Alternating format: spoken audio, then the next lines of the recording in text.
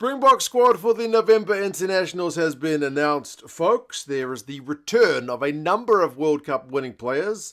Wllemse is back. Workhorse Franco Mostert is back. I am particularly excited to see Snyman back after he's had a couple of injury-riddled years. He's back fit. He's been playing some unbelievable rugby for Leinster. 8 offloads in his last game for Leinster up against Connacht. If you missed it, it was genuinely kind of game-breaking stuff. So he's back. The locking situation in South African rugby is looking a touch better. You guys have got crazy depth at lock, but when you got Achia and Franco back, certainly makes things look a little bit rosier. We'll go through the squad, who's missed out, and what the expectations are for these 3 big tests up north. The props are all pretty steady as she goes. I think the kind of one front rower that's missed out is Johan Grobbelaar at hooker. They're only taking 2 specialist hookers and Marks and Mbonambi. Remember, Grobbelaar got that red card for the Bulls, which was then rescinded. That was one of those ones that I think when most of us saw it, thought that didn't seem like a red card. And the Bulls, sure enough, have 2 weeks in a row had red cards rescinded. So I can't help but wonder if that was part of the reason that they didn't pick him, because they thought he might be going to be serving a ban. But he's not made the squad either way. So they've only got the 2 specialist hookers plus Vessels who can kind of cover multiple positions in the front row. The props, I think, are pretty steady as she goes. Includes the oldest of the forwards in Vincent Koch, who's rocking 34 years old. Most of the props are kind of late 20s, early 30s, and Vessels is the youngest of the front rowers at 23. I think he is the youngest forward in the Springbok squad. For the locks, as I mentioned, it is bolstered by the return of Mostert, who I don't feel like gets, obviously, the kind of headline attention that the likes of an offloading machine like Snyman gets, but Franco Mostert's contributions to the side and the amount of work that he gets through certainly goes appreciated by this Kiwi. He is an absolute tackling machine, workhorse, so good news to have him back. Norkia is still there. Etzebeth is still there. Etzebeth, 127 caps and still going. And Snyman's return, like I mentioned, is also a pretty welcome one. And then Lucy's got Peter Steff, who can cover lock and a pinch, and apparently play there very well, even if he's playing lock or loose forward.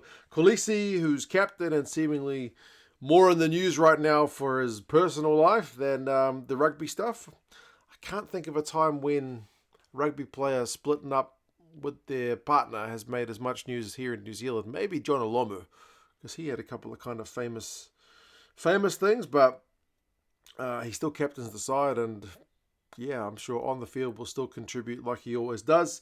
Elric Lowe, Quacker Smith, Marco van Staden, and Jasper Visa round out the other of the Lucies. Remember, Salman Murat is not available with a knee injury.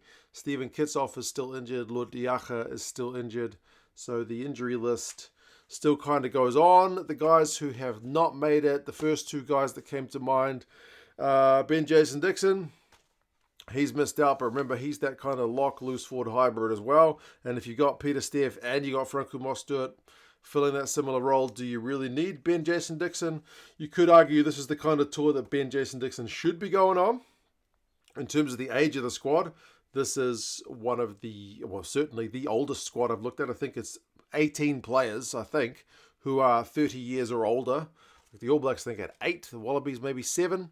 Different selection rules, obviously. Like if the All Blacks allowed selection from across the globe, they would have picked a few more experienced guys as well, I'm sure. But yeah, certainly it's one of the older squads, if not the oldest squad. So I think there will be some fans who would say Rassie should have gone a bit younger with the squad, but then there'll be other people who will say, well, dude's got 2 back-to-back World Cups, so maybe we'll just let him do his thing. But yeah, him and Cameron Honeycomb, I feel like, it's the other guy that's kind of a major omission. He's been in pretty good form from the last few games I've seen him play, so maybe it just speaks to the depth that South Africa has in the loose forwards that a guy like that kind of misses out. In terms of backs, there's no real surprises with the 9s, Hendrickse, Reinach and Williams. I have not seen Faf de Klerk's name on the Springboks site for guys injured, like they mentioned, as I mentioned, Murat, Kitsoff and Diacha.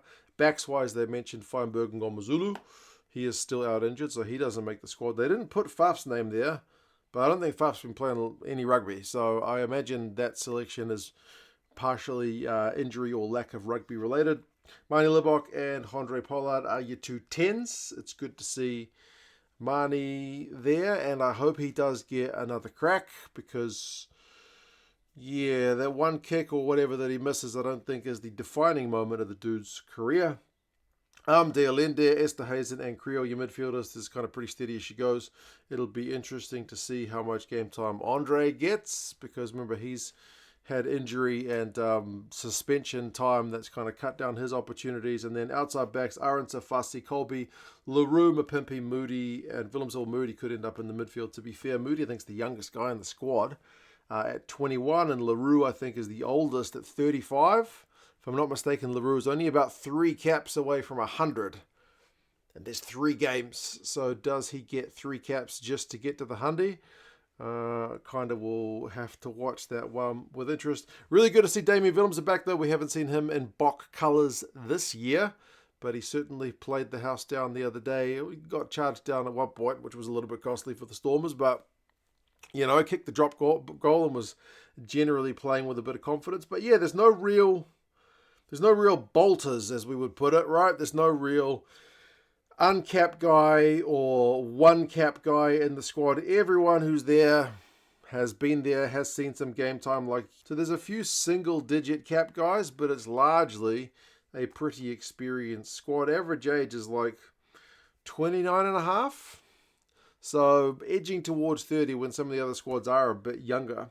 But there are still some young guys in the squad, like I mentioned, like Moody's only 21. Jaden Hendricks is only 24. Hendrik Vessels is only 23. So there are some young guys who will be there learning off the veterans. Fixtures-wise, Scotland, England, and Wales. Well, with the squad Rassie has chosen, I would say you're basically targeting 3 wins.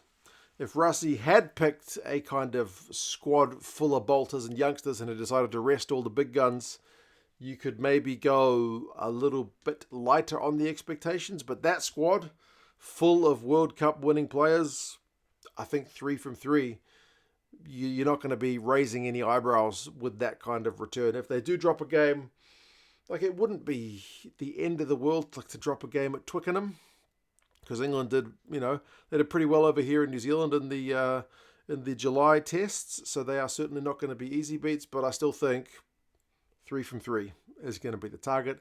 You guys let us know your thoughts. How do you reckon the Springboks squad is going to go? Has Rassie gone too conservative, or do you have faith that he has got his plan going and it's just kind of ticking along nicely? Subscribe to the channel if you haven't done so already. There'll be certainly more game previews, squad previews, reviews, all that jazz, some stats for you. You guys let us know your thoughts, and I'll talk to you guys again soon. See you later.